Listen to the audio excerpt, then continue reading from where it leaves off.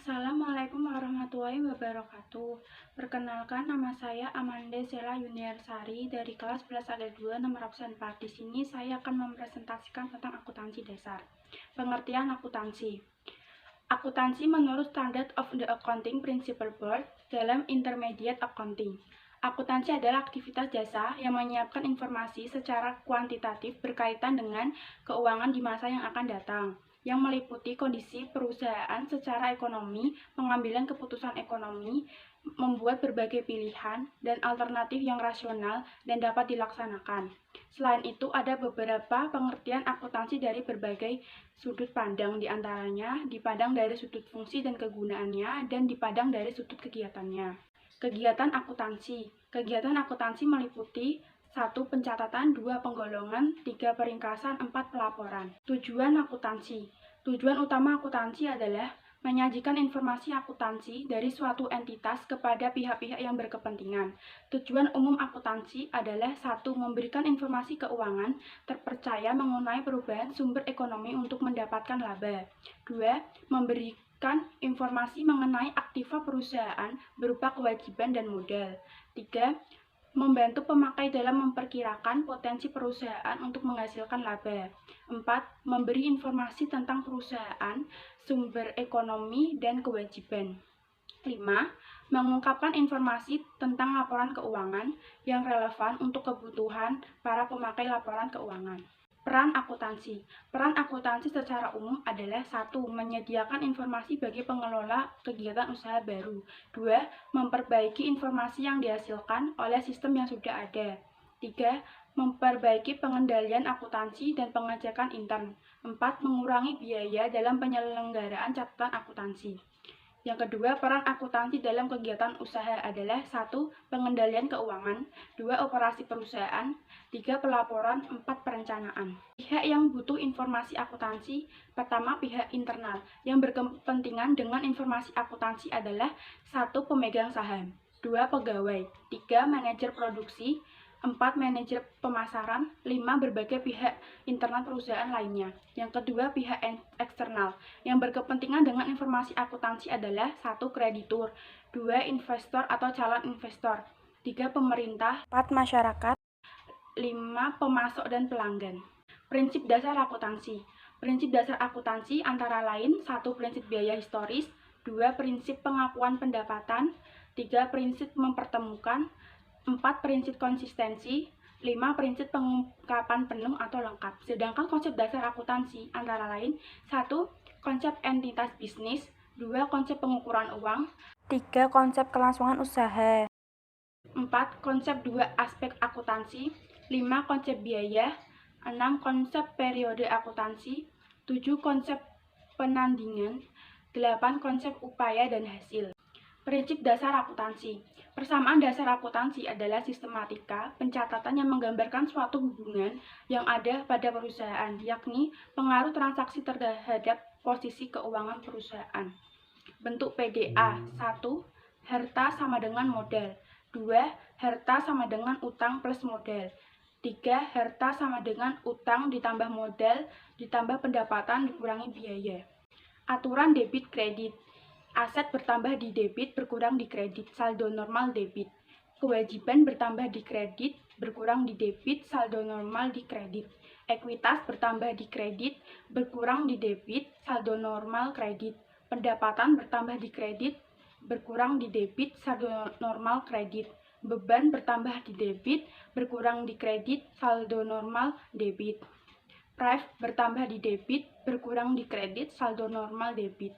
Tahapan siklus akuntansi. Siklus akuntansi adalah suatu proses penyedia laporan keuangan perusahaan untuk suatu periode waktu tertentu.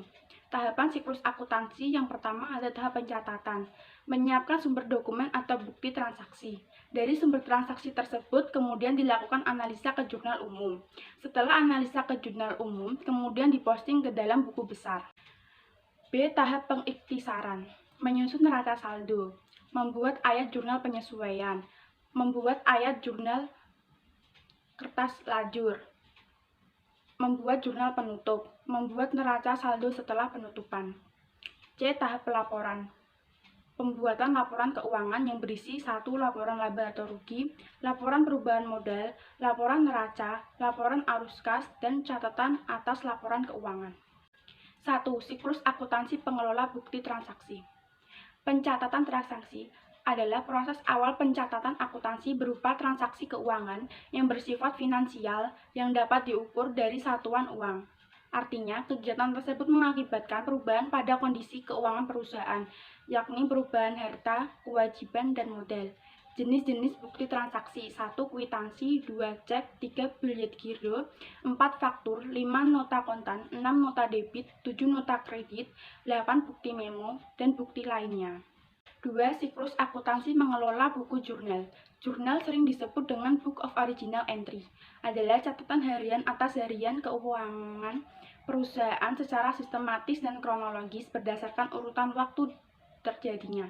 Bentuk jurnal ada 2, yaitu jurnal umum, adalah catatan pertama atas transaksi yang terjadi dengan cara mendebit dan perkiraan yang bersangkutan. Yang kedua, jurnal khusus, adalah jurnal yang digunakan untuk mencatat transaksi yang sejenis. Jenis jurnal khusus ada 5, yaitu yang pertama jurnal pembelian, yang kedua jurnal penjualan, ketiga jurnal penerimaan kas, keempat jurnal pengeluaran kas, dan terakhir jurnal umum. 3. Siklus akuntansi mengelola buku besar. Buku besar adalah kumpulan akun-akun sebagai tempat pencatatan dan pengklasifikasian transaksi pada jurnal sehingga diperoleh jumlah yang sebenarnya pada akhir periode. Pada praktiknya, buku besar dibagi menjadi 2. Yang pertama, buku besar utama atau umum, adalah buku besar dari seluruh akun yang digunakan oleh perusahaan dalam satu periode akuntansi.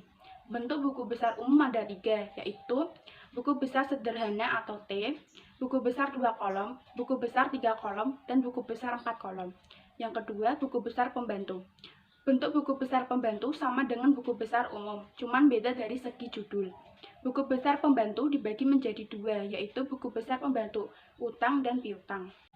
4. Siklus akuntansi mengelola neraca saldo. Neraca saldo adalah daftar akun beserta saldonya pada waktu tertentu atau kumpulan seluruh rekening atau perkiraan buku besar atau daftar tempat neraca saldo akun buku besar sebelum penyesuaian. Ada 3 jenis neraca saldo, yaitu 1. Neraca saldo awal periode, 2. Daftar saldo piutang dagang, 3. Daftar saldo utang dagang. 5. Siklus akuntansi jurnal penyesuaian.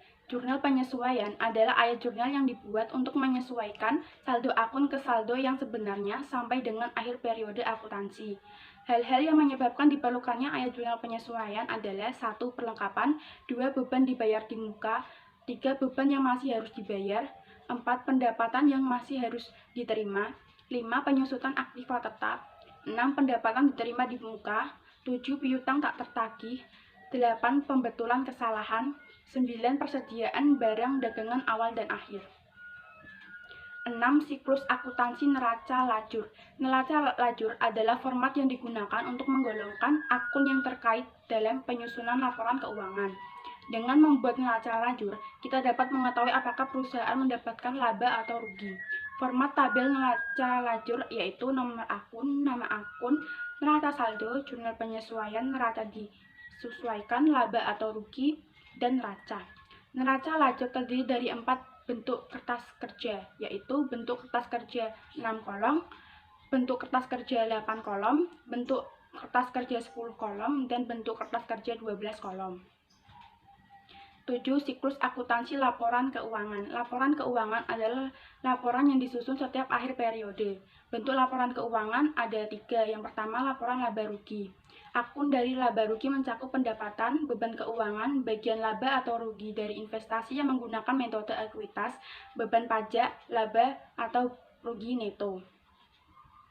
2. Laporan perubahan modal. Komponen laporan perubahan modal adalah 1. Modal awal, 2. Laba atau rugi, 3. Pengambilan atau pref, 4. Modal akhir. 3. Neraca. Neraca minimal mencakup akun 1. Kas, 2. Piutang usaha atau lainnya, 3. Persediaan, 4. Properti investasi, 5. Aset tetap, 6. Aset tidak berwujud, 7. Utang usaha atau lainnya, 8. Aset dan kewajiban pajak, 9. Kewajiban destimasi, 10. Ekuitas. 8. Siklus akuntansi, jurnal penutup dan neraca saldo setelah penutupan. Jurnal penutup adalah penutupan akun sementara ditutup sehingga akun buku besar pada awal periode berikutnya hanya terdiri atas akun aktiva, kewajiban, dan modal. Jurnal penutup hanya berhubungan dengan akun pendapatan, beban-beban, prive, modal, dan ikhtisar laba rugi. Sedangkan neraca saldo setelah penutupan disusun setelah membuat buku besar setelah penutupan. Neraca saldo setelah penutupan terdiri dari akun real, yaitu aktiva, kewajiban, dan modal. Sekian video presentasi dari saya. Wassalamualaikum warahmatullahi wabarakatuh.